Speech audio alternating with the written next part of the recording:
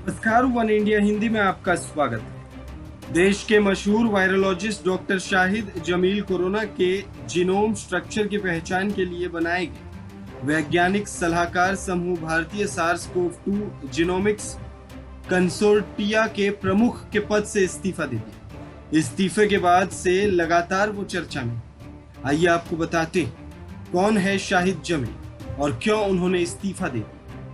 बताते डॉक्टर शाहिद जमील अशोका विश्वविद्यालय में त्रिवेदी स्कूल ऑफ बायोसाइंसेस के निदेशक हैं। चिकित्सा विज्ञान में उनके योगदान के लिए साल 2000 में डॉक्टर शाहिद जमील सर्वोच्च भारतीय विज्ञान पुरस्कारों में से एक शांति स्वरूप भटनागर सम्मान से नवाजा गया था।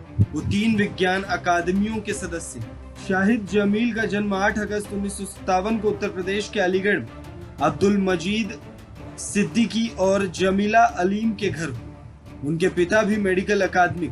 डॉक्टर जमील ने अलीगढ़ के एएमयू और आईआईटी कानपुर से पढ़ाई करने के बाद 1984 में वॉशिंगटन स्टेट यूनिवर्सिटी में डॉक्टरेट की पढ़ाई की, जहां से बायोकेमिस्ट्री में पीएचडी की डिग्री प्राप्त की। बता दें, पिछले साल जब देश में कोरोना की पहली लहर आई थी, तब केंद्र सरकार ने दिसंबर 2021 में इस एडवाइजरी ग्रुप का गठन किया।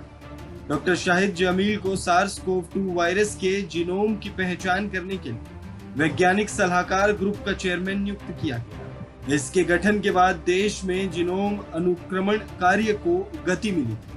डॉक्टर शाहिद जमील एक सम्मानित वैज्ञानिक रहे जो कोरोना वायरस महामारी पर अक्सर बोलते और लिखते रहे।